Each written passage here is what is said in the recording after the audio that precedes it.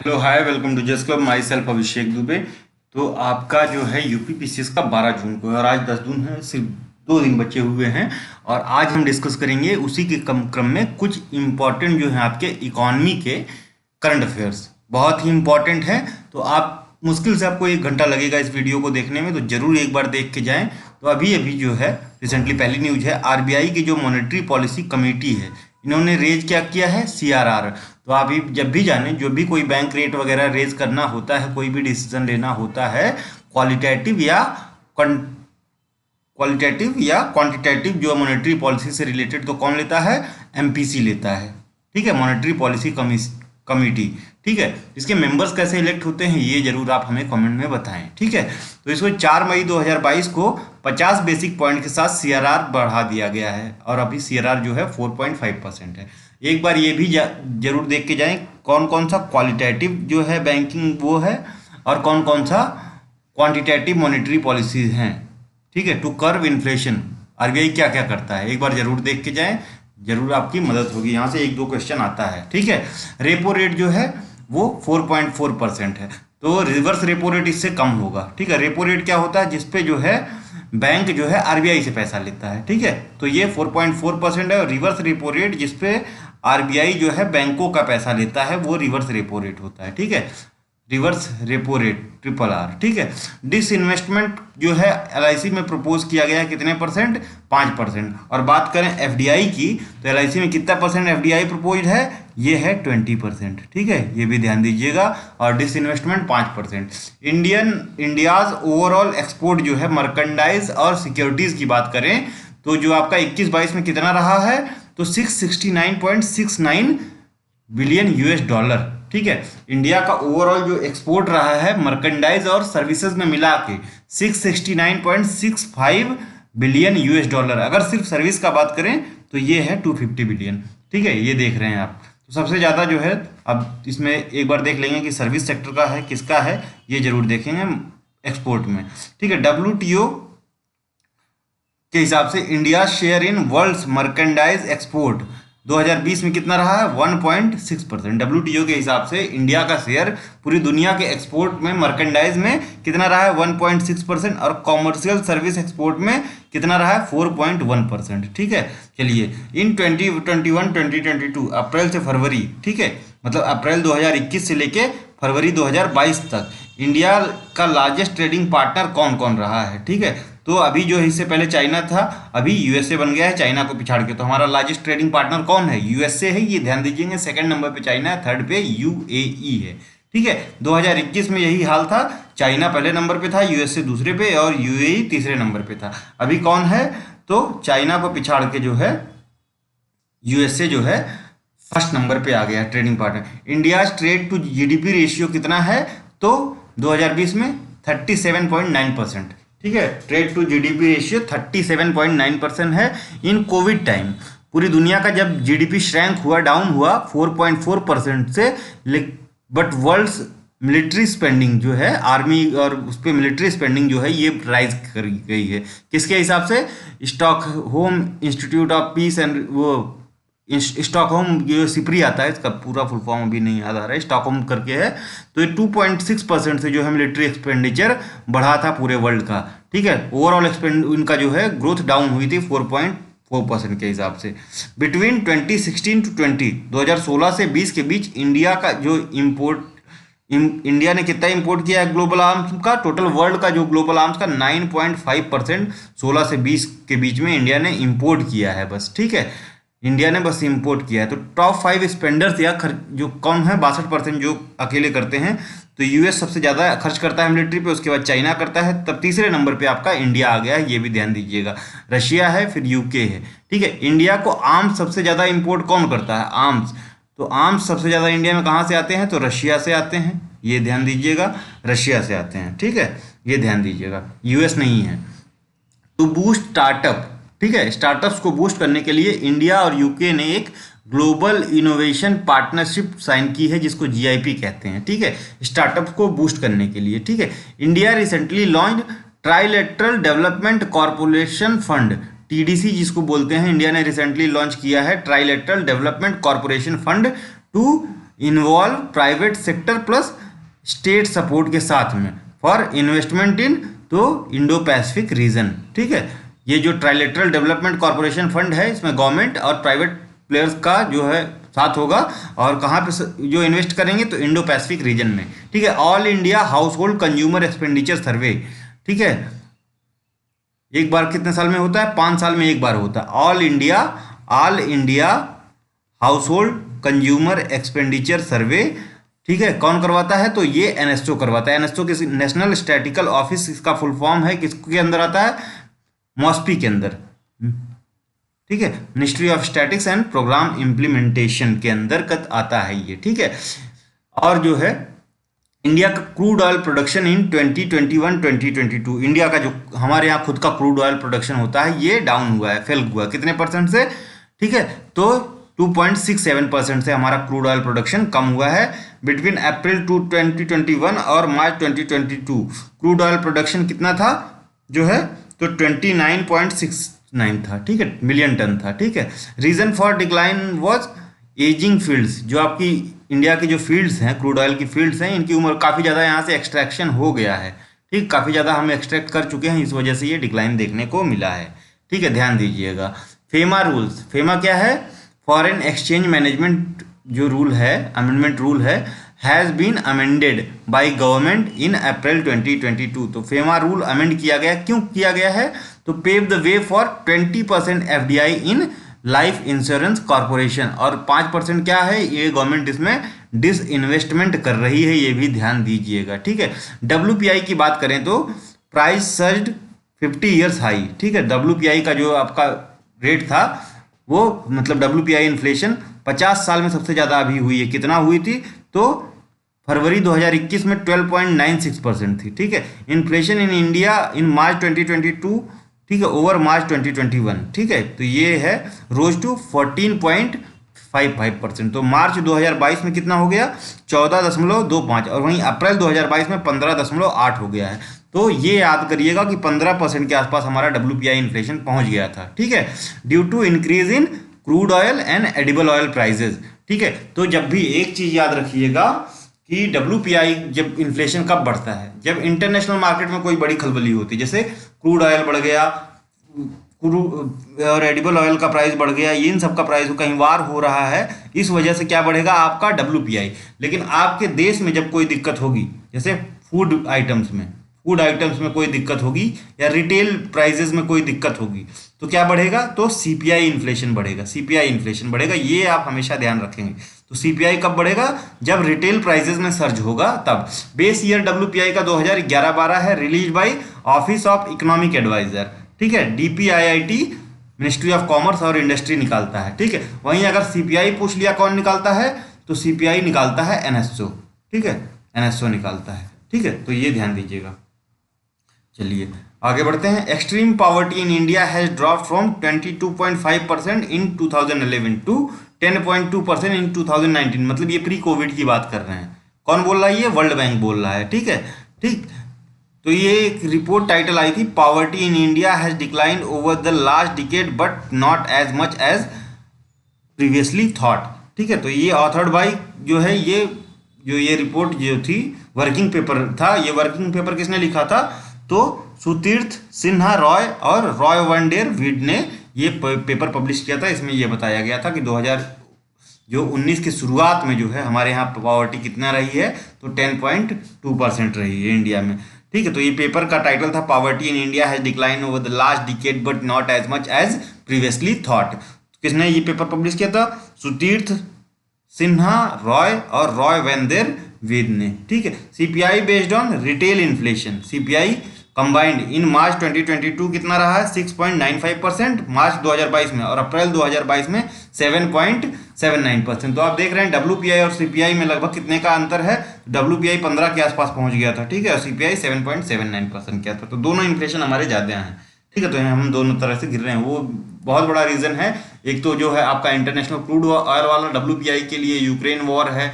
ठीक है, edible oil का प्राइसेस, तो यहाँ पे भी अंतर, एडिबल ऑयल दोनों को इफेक्ट करेगा, क्योंकि इंटरनेशनल मार्केट में भी वो जो है अस्थिरता बनाए रखा है, और इंडियन मार्केट में भी। एडिबल ऑयल का प्राइस क्यों सर्ज हुआ? उसके पीछे रीज़न है कि देखिए, इंडिया है ये मेजर जो है सबसे ज़्यादा एक्सपोर्ट क्या करता है, ये वाला आपका रीजन है इंडोनेशिया। ठीक है, तो इंडोनेशिया से ये लेता है पाम ऑयल। ठीक है, पाम ऑयल इंपोर्ट करता है। तो इंडोनेशिया में खुद शॉर्टेज हो गई पाम ऑयल की। अब हमने शिफ्ट किया मलेशिया के ऊपर। ठीक है, मलेशिया के ऊपर पाम ऑयल के लिए, लेकिन उतना ये हम क्षतिपूर्ति नहीं कर पा रहे हैं। ठीक है, दूसरा जो सनफ्लावर ऑयल जो होता है, वर्ल्ड का 90% सनफ्लावर ऑयल जो है आपका कहाँ से आता है, तो यूक्रेन और रशिया से। ठीक है, तो यहाँ पे भी वॉर के कंडीशंस हैं, सैंक्शंस लगे हुए हैं, यहाँ से भी नहीं आ पा रहा है। और सेकंड लार्जेस्ट इंपोर्ट हम सनफ्लावर ऑयल का करते हैं, सॉरी थर्ड लार्जेस्ट है। और जो है ये आपका साउथ अमेरिका वाला रीजन है। ठीक है, तो यहाँ पे जो है अर्जेंटीना और चिली, यहाँ पे सूखा पड़ा है, तो यहाँ पे सोयाबीन ऑयल जो है वर्ल्ड का सबसे ज़्यादा यहाँ पे प्रोड्यूस होता है, ये भी नहीं आ पा रहा है। तो एडिबल ऑयल का प्राइजेस सर्च होने का ये एक बहुत बड़ा रीज़न ये है। ठीक है, ये ध्यान दीजिएगा, ये तीनों रीज़न है। ठीक, India trade deficit as on 30 April 2022 पे इंडिया का ट्रेड डेफिसिट कितना रहा है। ठीक है, तो 2021-22 में 192.24 बिलियन यूएस डॉलर इंडिया का ट्रेड डेफिसिट था, मतलब अभी वाला रिसेंट वाला 21-22 में। और वहीं 20-21 में देखें तो 102.63 बिलियन यूएस डॉलर रहा। तो 192.24 बिलियन यूएस डॉलर यानी 102 से कितना परसेंट बढ़ा है, तो 87.3% बढ़ गया है। ठीक है, कितना बढ़ गया, 87.3% बढ़ गया। अच्छा, एग्रीकल्चर एक्सपोर्ट में हमने 50 जो है बिलियन का जो है रिकॉर्ड क्रॉस कर दिया है, और पहली बार ऐसा हुआ, ये ध्यान दीजिएगा एग्रीकल्चर एक्सपोर्ट में।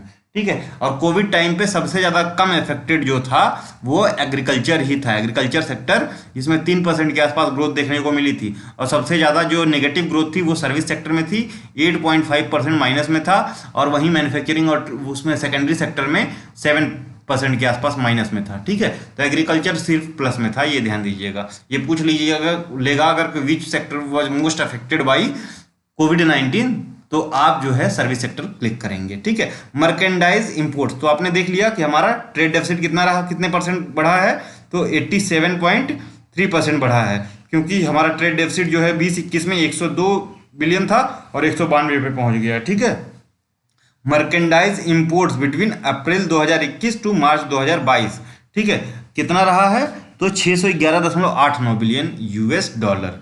ठीक है, यूएस डॉलर।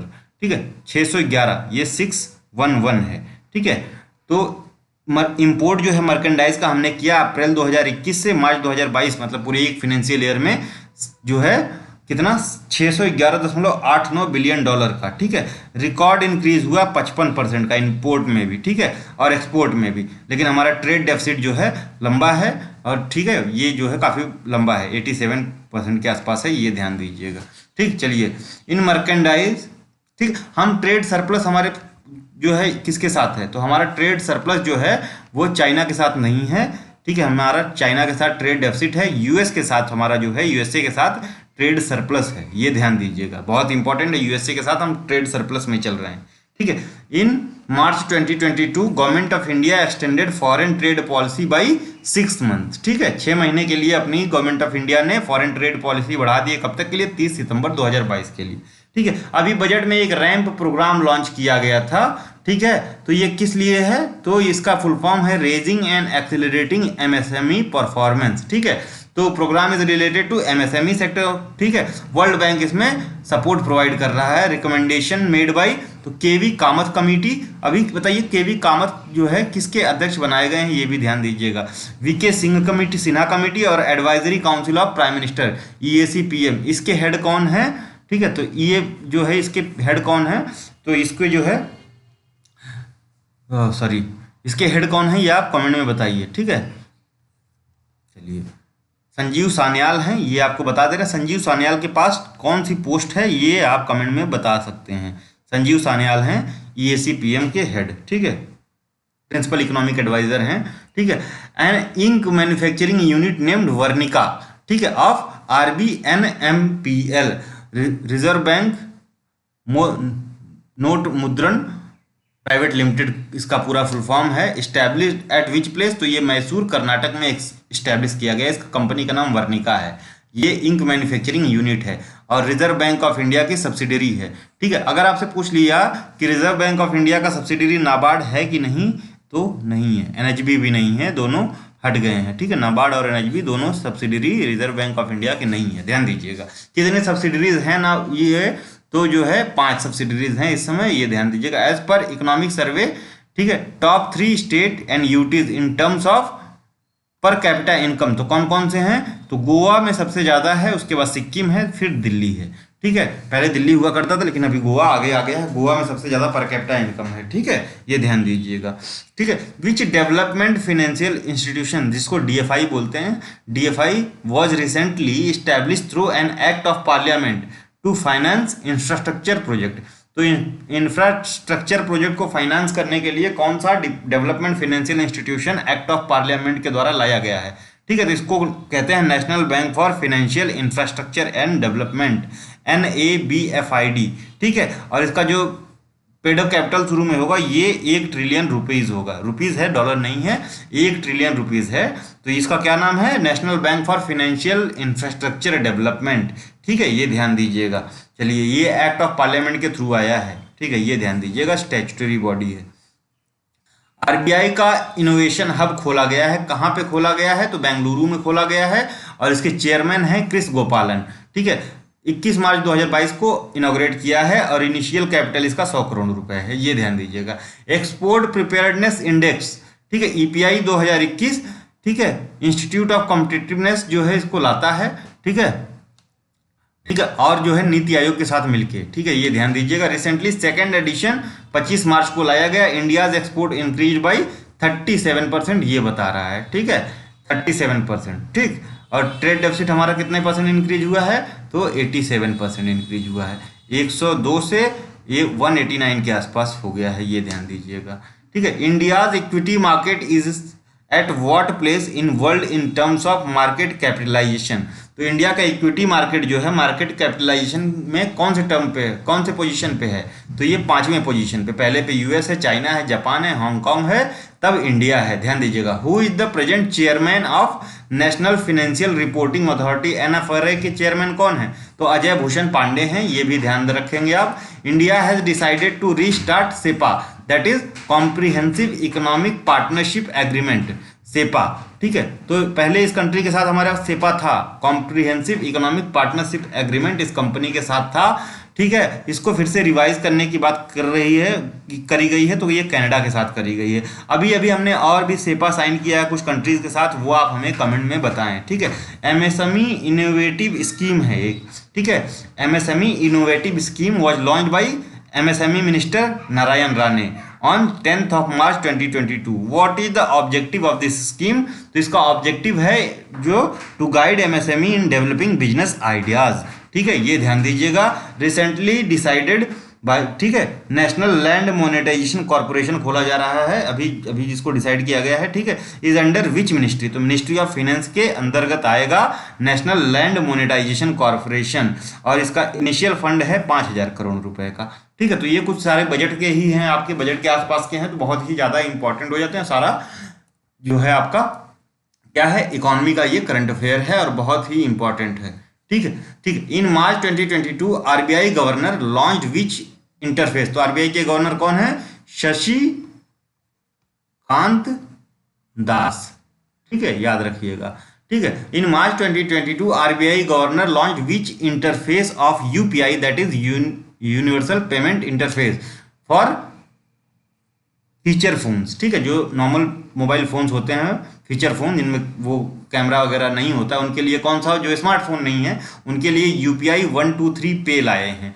ठीक है। तो इससे पहले है, आपको पता था कि एक USSD 99 हैश करके था, जिससे हम UPI फीचर फोन पे यूज कर सकते थे, लेकिन ये काफ़ी प्रचलित नहीं हुआ, ठीक है। इसके एवज में हम UPI 123 पे लेके आए हैं, ठीक है।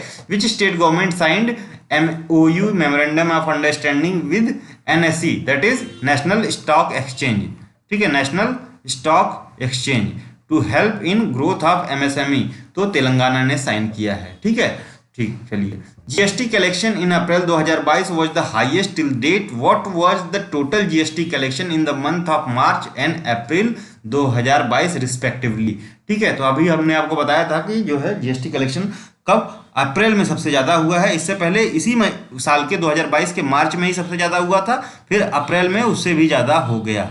ठीक है, मार्च में फिर अप्रैल में, तो मार्च में 1,42,095 करोड़ का हुआ। ठीक है, और वहीं अप्रैल में 1,67,540 करोड़ का जीएसटी कलेक्शन हुआ, और अब तक का सबसे ज़्यादा जीएसटी कलेक्शन है, ये ध्यान दीजिएगा, अप्रैल 2022। ठीक है, PM attended the 50th anniversary celebration of International Corporation Research Institute for the Semi Arid Crop. ठीक है, तो इंटरनेशनल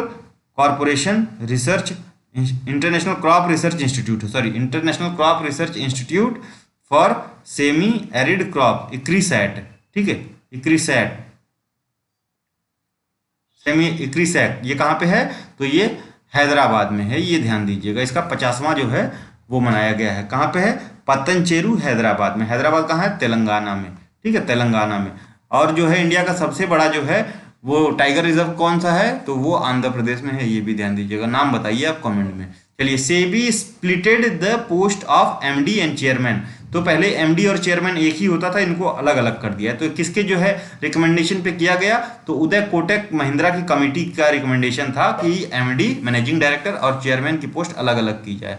ठीक है, अभी चेयरमैन कौन है, तो माधवीपुरी बुच हैं इसकी चेयरमैन, और फर्स्ट वुमेन है, ये ध्यान दीजिएगा। शिलोंग टेक्नोलॉजी पार्क सीएम जो है आपके कोरनाड संगमा के द्वारा खोला गया। शिलोंग कहाँ, किसकी राजधानी है, ये आप हमें कमेंट में बताइए, जानबूझ के नाम नहीं लिखा गया है। ठीक है, चलिए। Ministry of agriculture farmers welfare has launched मेरी पॉलिसी मेरे हाथ। किससे रिलेटेड है, तो बेसिकली प्रधानमंत्री फसल बीमा योजना से रिलेटेड है। इसका जो सर्टिफिकेट होगा प्रधानमंत्री फसल बीमा योजना का, तो उसका जो है सर्टिफिकेट डोर टू डोर पहुंचाया जाएगा इस स्कीम के तहत, बस ये ध्यान दीजिएगा। Which major oil giant has started first of its kind project to mix hydrogen into natural gas.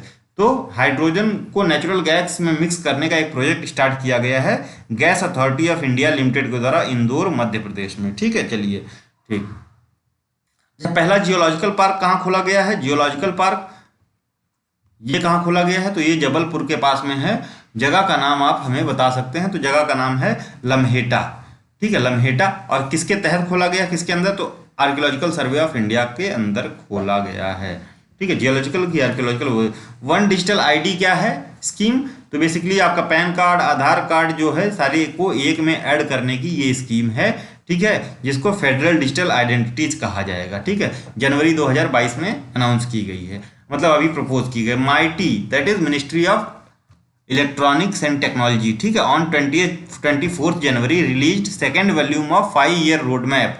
ठीक है, vision document for electronic sector. ठीक है, ठीक। तो इलेक्ट्रॉनिक मिनिस्ट्री ने 5 साल का रोड मैप जो है जारी किया है इलेक्ट्रॉनिक सेक्टर के लिए। सेकंड वॉल्यूम, फर्स्ट वॉल्यूम कब आया था, तो नवंबर 2021 में आया था, ये ध्यान दीजिएगा। फर्स्ट वॉल्यूम नवंबर 2021 में आया था। ठीक है, इसका एम क्या है, तो 5-year जो रोड मैप वॉल्यूम है इलेक्ट्रॉनिक मिनिस्ट्री का, to raise export of electronic goods from present, जो अभी प्रोजेक्टेड है 2021-22 के लिए 15 बिलियन, ठीक है, टू 120 बिलियन बाई 2026। तो ये 5 साल तब हो रहा है 2026 में। ठीक है, 120 बिलियन जो है आपको इलेक्ट्रॉनिक के एक्सपोर्ट्स को बढ़ाना है हमारे। ठीक है, तो यही है इसका एम। ठीक है, 4th Indian company to get the tag of decacorn. अभी आपने सुना होगा, ठीक है, डेकाक्रॉन क्या है, तो हमने डेकाक्रॉन जो है बड़ी कंपनी होती है, जैसे यूनिकॉर्न आपने सुना होगा। ठीक है, पहली स्पोर्ट यूनिकॉर्न कौन बनी है, तो चेन्नई सुपर किंग्स बनी है। ठीक है, तो डेकाक्रॉन उससे भी बड़ी होती है, तो वो स्विगी बनी है चौथी। ठीक है, अब जो फेसबुक था ये ग्लोबली जो है फर्स्ट थी, ये ध्यान दीजिएगा। और ये स्विगी वर्ल्ड में 4th है शायद। ठीक है, एक बार चेक कर लीजिएगा। यूनिकॉर्न चेन्नई सुपर किंग बने। अभी की रिपोर्ट के हिसाब से इंडिया में 84 जो है यूनिकॉर्न्स हैं।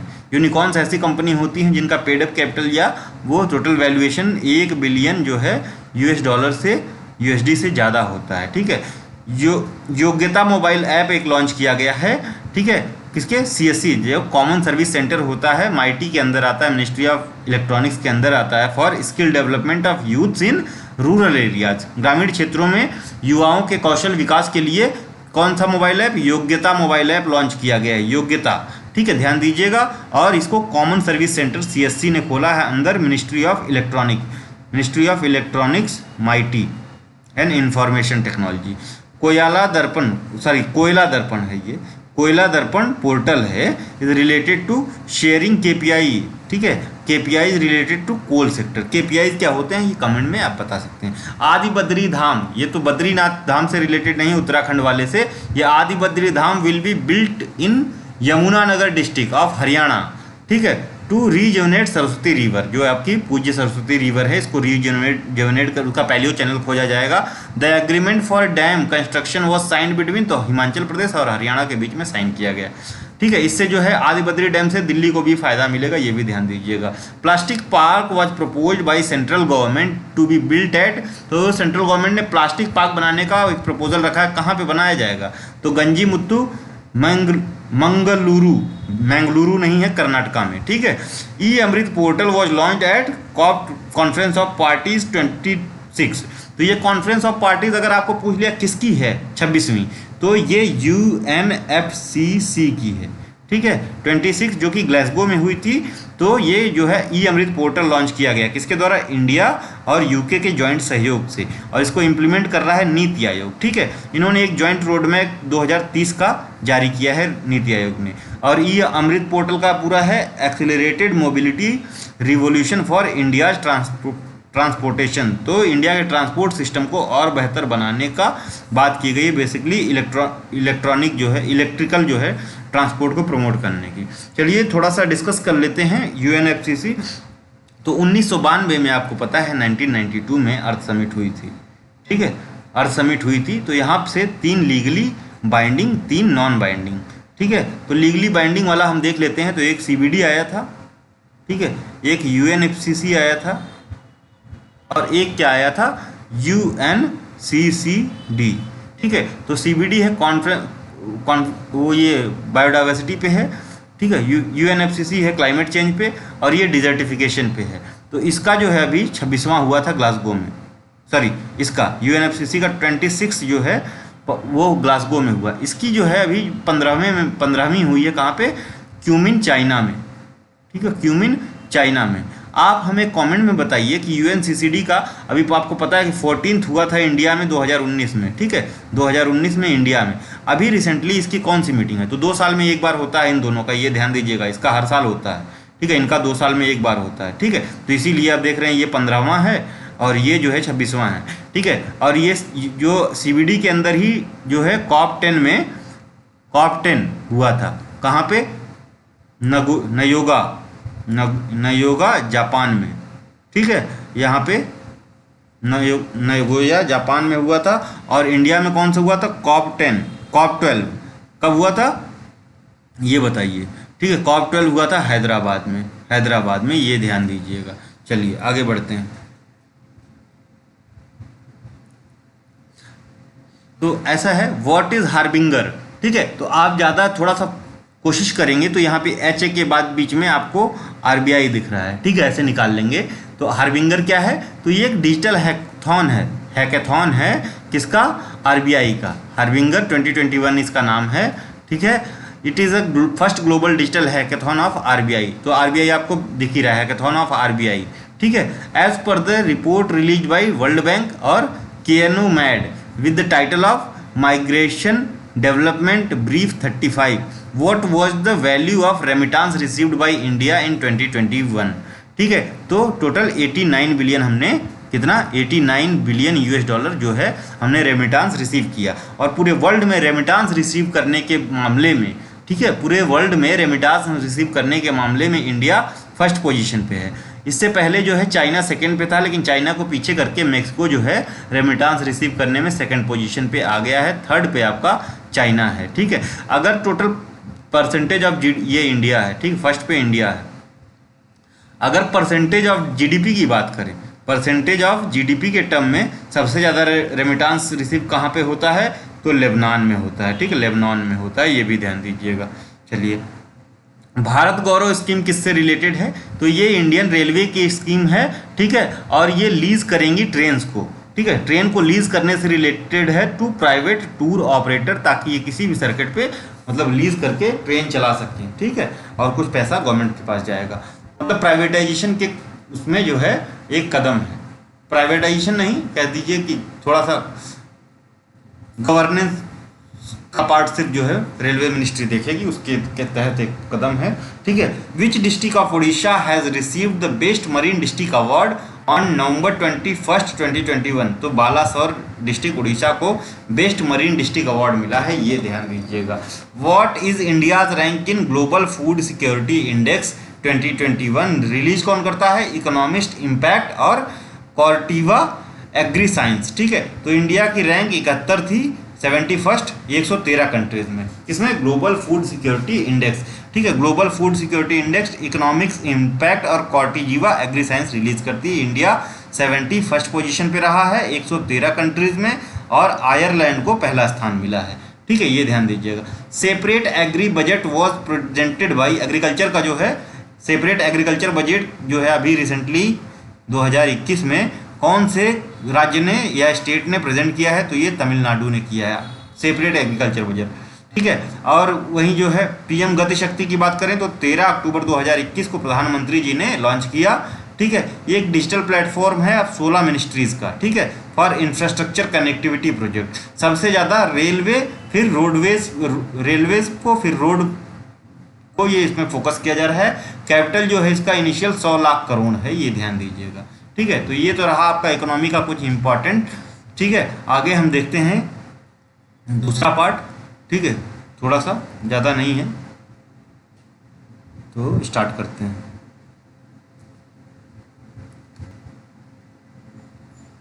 इसमें देखेंगे हम कुछ जो है इंडिया के इंडिसेस देखेंगे और रैंकिंग देखेंगे। ठीक है, आइए स्टार्ट करते हैं। तो इंडिसेस और रैंकिंग, चलिए।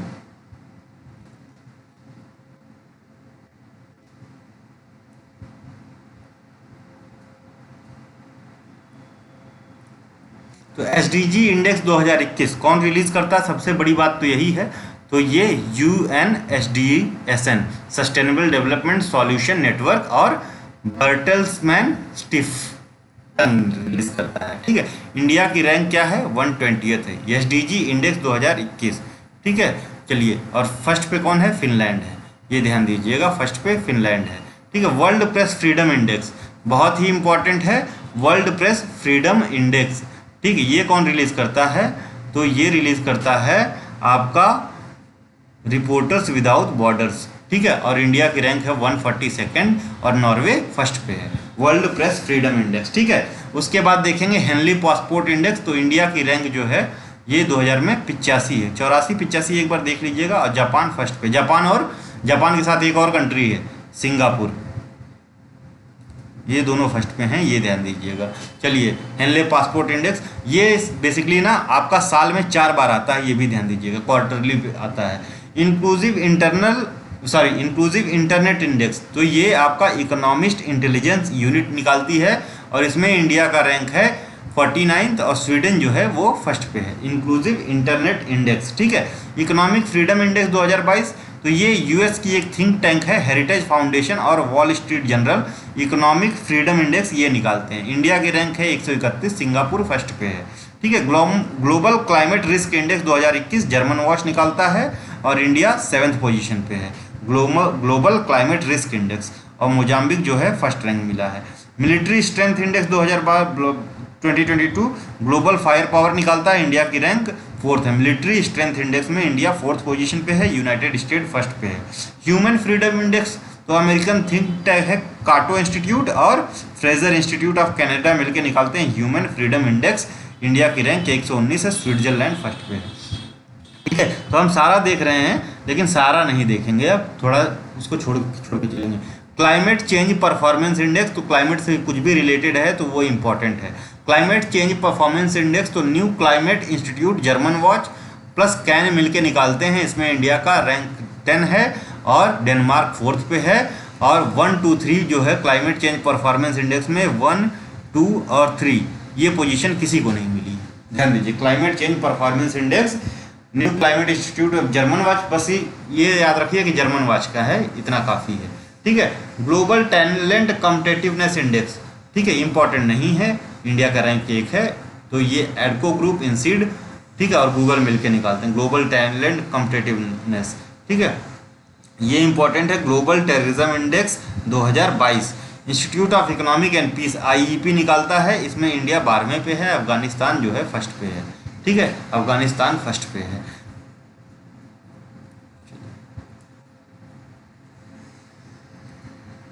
Commitment to reducing inequality index 2022, इसको जो है Oxfam international development finance international निकालता है इंडिया। वर्ल्ड रिस्क इंडेक्स, ठीक है, तो UN university institute for environment and human security, ठीक है, और बंडिस करके है, और यूनिवर्सिटी ऑफ स्टटगर्ट जर्मनी निकालती है। इंडिया 90th पोजीशन है। और वनुताउ जो है आपका पॉलिनेशिया में है ये, या माइक्रोनेशिया में एक बार देख लीजिएगा। वनुताउ जो है इस पे फर्स्ट रैंक है। ठीक है, world risk index. Smart city index बहुत ही इंपॉर्टेंट है। IMD institute of management development, IMD और सिंगापुर यूनिवर्सिटी, ठीक है, निकालते हैं। मुंबई को इसमें 88th पोजीशन मिला है। ठीक है, 88th पोजीशन किसको मिला है? मुंबई को। और दिल्ली को 92nd मिला है, दिल्ली को याद रखिएगा। सिंगापुर फर्स्ट पे है।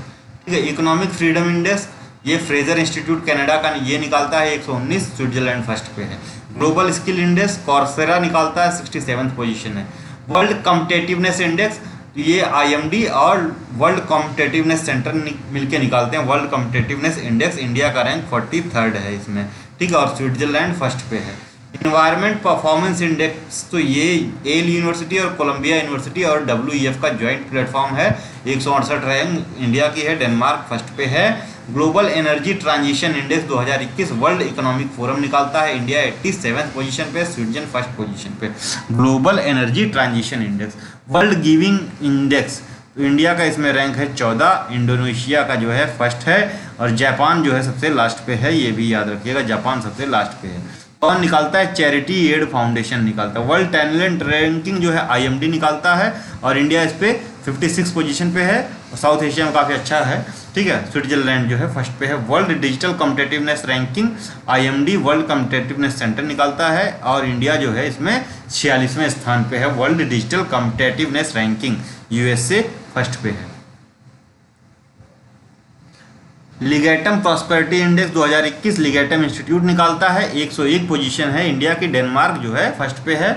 ठीक है, अभी हमने वर्ल्ड वो देख लिया था। अब इम्पॉर्टेंट है आपका कंट्री की चीजें आ गई हैं।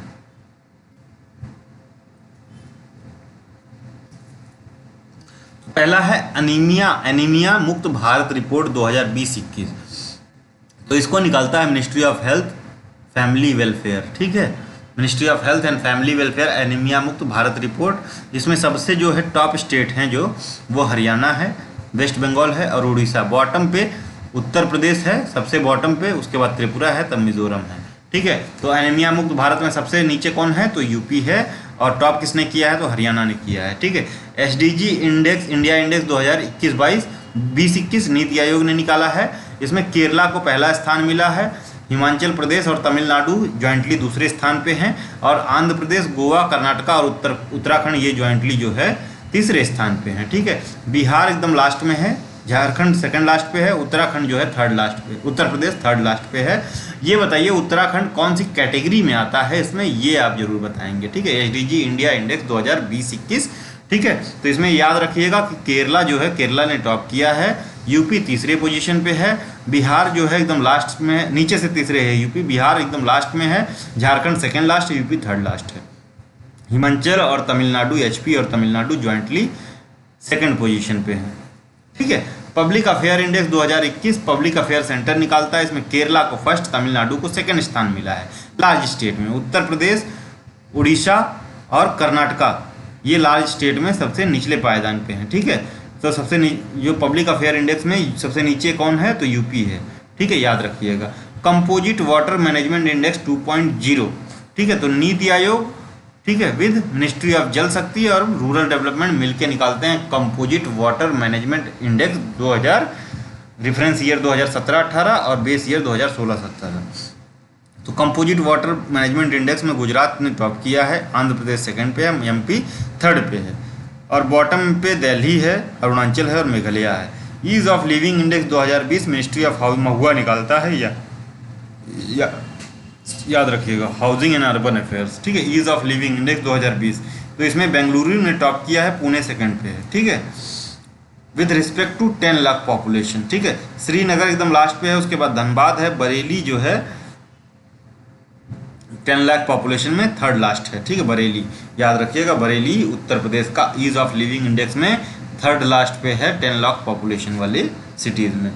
India innovation index 2020 NITI Aayog और DIPP और CIE मिलके निकालते हैं। कर्नाटका फर्स्ट, महाराष्ट्र सेकंड, और इंडिया इनोवेशन में कर्नाटका, महाराष्ट्र, बिहार एकदम लास्ट पे है, छत्तीसगढ़ सेकंड लास्ट है, Jharkhand third last. Health index 2019-20 NITI Aayog with help of World bank और ministry of health and family welfare, Kerala ने टॉप किया, तमिलनाडु सेकंड पे है, ठीक है। यूपी एकदम लास्ट पे है हेल्थ में, यूपी वर्स्ट परफॉर्मर है, ठीक है। उसके बाद कौन सा आता है, यूपी के बाद बिहार, तब MP, ठीक है। चलिए, अगर इसमें माल नरिशमेंट की बात करें तो यूपी जो है फोर्थ पे है, ये भी ध्यान दीजिएगा, ठीक है, याद रखिएगा। Health index 2019-20। India corruption survey 2019, local circles in collaboration with transparency international India.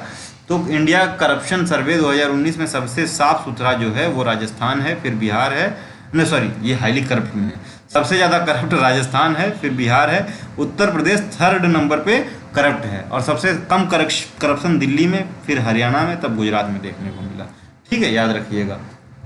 तो लोकल सर्कल्स और ट्रांसपेरेंसी इंटरनेशनल इंडिया, तो सबसे ज़्यादा करप्ट कौन है, राजस्थान, फिर कौन है, बिहार, फिर कौन है, यूपी, ठीक है, ये ध्यान दीजिएगा, यूपी तीसरे पे है, और सबसे स्वच्छ कौन है, तो दिल्ली है, फिर हरियाणा है, फिर गुजरात है, ठीक है, याद रखिएगा।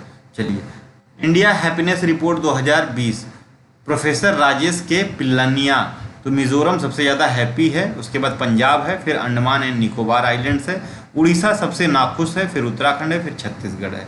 यंग चाइल्ड इन्वायरमेंट इंडेक्स तो मोबाइल क्रेचेज NGO है, ये निकालता है, इसमें केरला ने टॉप किया है, गोवा सेकंड पे है। Young child outcome index mobile creches ये भी निकालता है, तो यंग चाइल्ड इन्वायरमेंट और आउटकम जो है इंडेक्स दोनों मोबाइल क्रेचेज NGO है, ये निकालता है, इसमें भी केरला और गोवा, इसमें भी केरला और गोवा, ठीक है।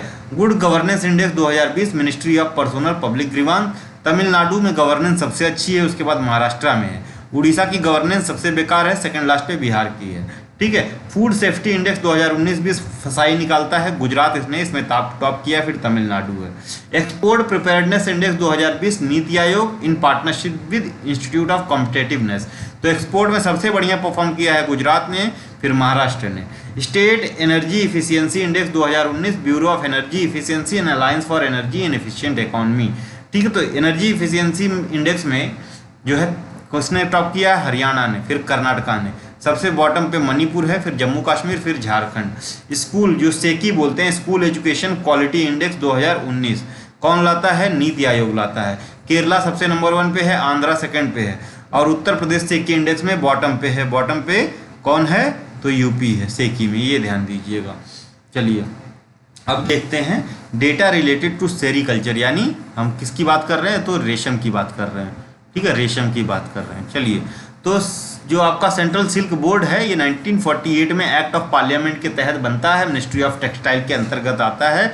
इंडिया की बात करें तो 70% कॉमर्शियल सिल्क जो होता है वो मलबरी सिल्क होता है, ठीक है, सबसे ज़्यादा, मतलब 70% इंडिया में 4 तरह के सिल्क हैं, जिसमें सबसे ज़्यादा कौन सा है, मलबरी सिल्क, 70% वेटेज कवर करता है, ठीक है। Generally refer to raw mulberry silk, और नॉन मलबरी में तसार, इरी और मूंगा आते हैं, ठीक है। तो अब देखते हैं स्टेट वाइज, तो अगर मलबरी सिल्क की बात करें तो सबसे ज़्यादा कर्नाटका में होता है, आप देख रहे हैं कर्नाटका, उसके बाद आंध्र प्रदेश, ठीक है, उसके बाद वेस्ट बंगाल, तमिलनाडु, फिर महाराष्ट्र, टोटल इतना है। तो सबसे ज़्यादा आपको कुछ नहीं याद रखना है, तो मलबरी में कर्नाटका, फिर आंध्र प्रदेश। ओवरऑल सिल्क की बात करें कंट्री में, उसमें भी कर्नाटका जो है नंबर 1 पे है, क्योंकि जो मलबरी के बाद है ना, अदर सिल्क्स हैं वो बहुत छोटी छोटी मात्रा में है, ठीक है। तो मलबरी ही मेजर कॉन्स्टिट्यूएंट है पूरे सिल्क में, ठीक है।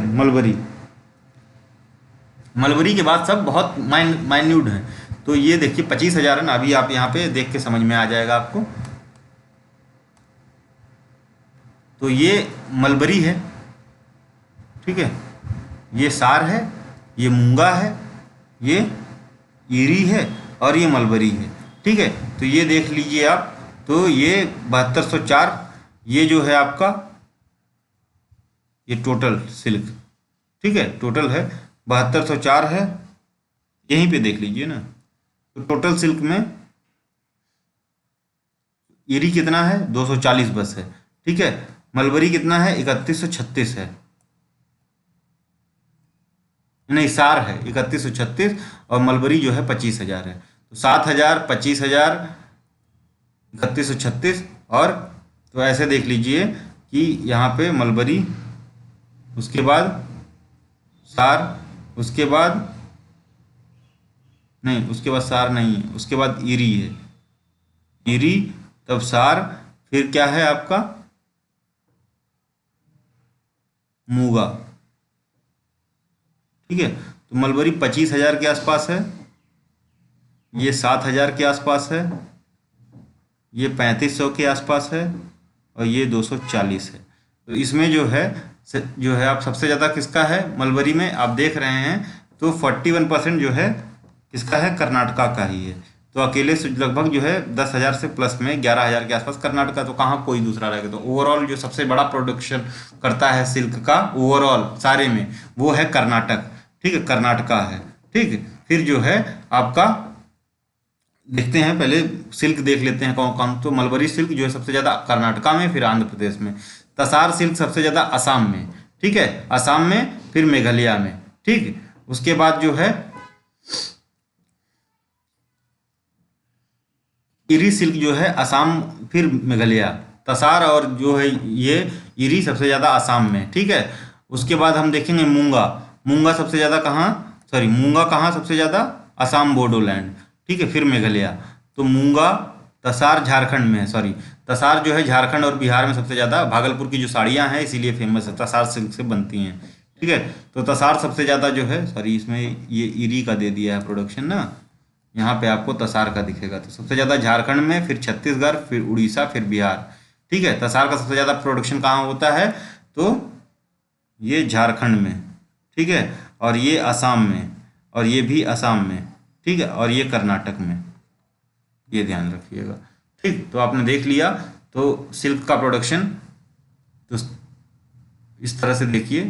तो मलबरी यहाँ से देखते हैं, मलबरी में कर्नाटका है, ठीक है।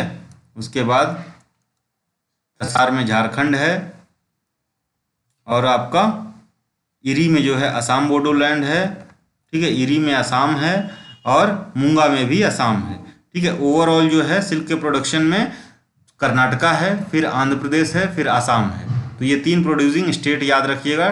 टॉप जो है 5 सिल्क प्रोड्यूसर हैं, ठीक है। ये कौन कौन से हैं, कर्नाटका, आंध्रा और असम, ठीक है। ये देख लीजिए, कर्नाटका 31% इंडिया का पूरा सिल्क, आंध्रा 22%, असम 14%, ठीक है। तो बस इतना ही ध्यान रखेंगे, यूपी का तो कहीं नाम ही नहीं है। तो ये इकोनॉमी का कुछ इंपॉर्टेंट आपका डेटा था, इसको जरूर ध्यान में रख के जाएँ, आप एग्जाम देने जाएंगे। एग्रीकल्चर डेटा आप अपने से देख चुके होंगे, ठीक है, हमेशा अपडेट होता रहता है, हमेशा आता रहता है, तो आप देख लीजिएगा, ठीक है। आधे घंटे का काम है।